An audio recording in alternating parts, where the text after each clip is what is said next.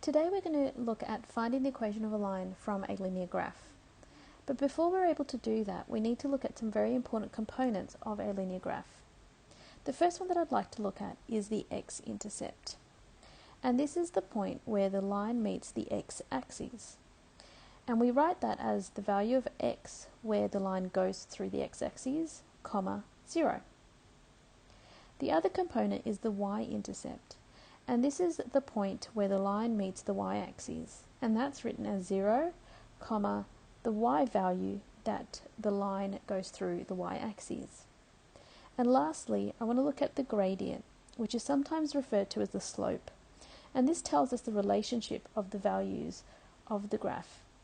And it tells us whether we have increasing values or decreasing values, and it tells us the angle at which the line appears on the graph. Here are a few examples of how the gradient can affect the way that the line is drawn on a coordinate plane. In this first graph, we can see that it is a negative gradient in that the values are decreasing.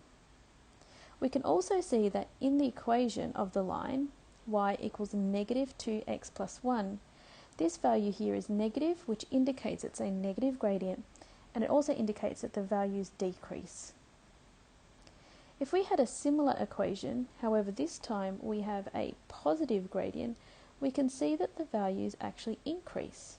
And again, we see this value here, the number that is attached to the x is positive, and that indicates a positive slope or a positive gradient, which means that the values are increasing. A different type of linear graph is one where it is a straight horizontal line. And this indicates there are no changes in y.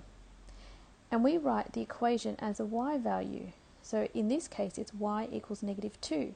And the reason it's that is because the line actually goes through the point on the y-axis at negative 2. The last type of linear graph that we are going to look at today is a vertical line graph. And this indicates that there are no changes in the x values.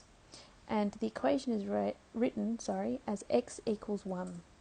And that's because the line actually goes through 1 on the x-axis. So we're going to go through the steps in finding the equation of a line if we're just given the graph.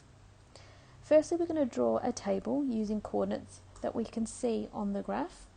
We're going to find the pattern just like we did previously, and then we're going to check whether it's correct with the use of substitution. So firstly, we are going to draw the table of the line, and we're going to fill it in with the coordinates that we can actually see. So the first one that I can see is this one right here, and that one is negative 2 and negative 3. And I got that by the fact that on the x-axis that point sits at negative 2, and on the y-axis it's at negative 3. Another point I can see is this one here, and that tells me that if I go up to the x-axis it's negative 1, and if I follow that through to the y-axis it's also negative 1. Next one I can see is this point here, which is on the y-axis, which means x is 0 and y is 1. And I think we might do one last one. If I go up, I can see there's a point here, and if I look down, it's 1 on the x-axis, and if I go across, it's 3 on the y-axis. So the coordinates, just so I can check that they're correct, would look like this. And 1 and 3. Now, what we're going to do is look at the pattern of the different values, and we're going to see if there's anything that we can notice. So just like before, what we're going to do is we can see that the x values are going up by 1, which means we can actually see and determine what is happening with the y values. And we can see here that they're actually going up by 2. So I can say that y equals 2x. Now, we're going to check whether that's correct. and I'm going to do that by substitution. So if I wrote y equals 2x, and I'm going to use one of the coordinates, I'm going to use 0. So y equals 2, and wherever there's x, I'm going to put 0, and so y should equal 0. Now, it doesn't equal 0, it equals 1. So what could I do to that 0 to get my answer 1? I think I could plus 1, and that would give me 1.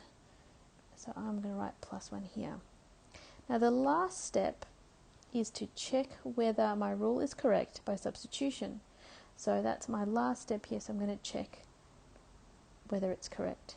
So y equals 2x plus 1, and I'm going to have a choice of different coordinates. I'm going to choose this one here.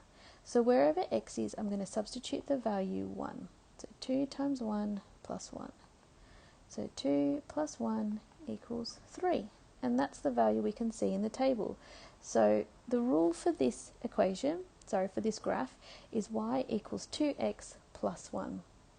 So what you've got to do is, 1, fill in your table using coordinates that you can see on your graph.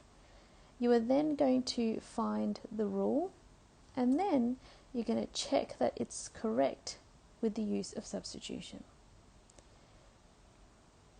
With the vertical and horizontal line graphs, it's a little bit easier. You won't need to go through all those processes. All you'll need to do is figure out what the coordinates are of one point on the graph.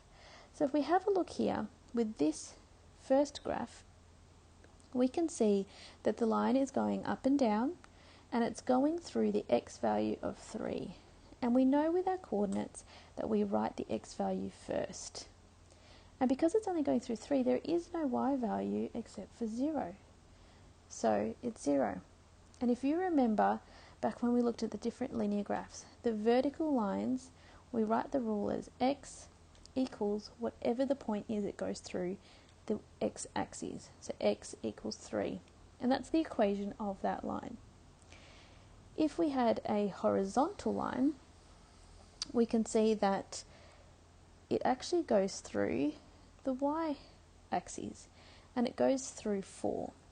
And we know with our coordinate planes, we write our y value second, and it's not going through the x-axis, so it's a 0 coordinate there, which means our rule is y equals 4. So with the horizontal and vertical line graphs, all you've got to do is find the point that it intersects either the x or y axes, and then write the appropriate rule.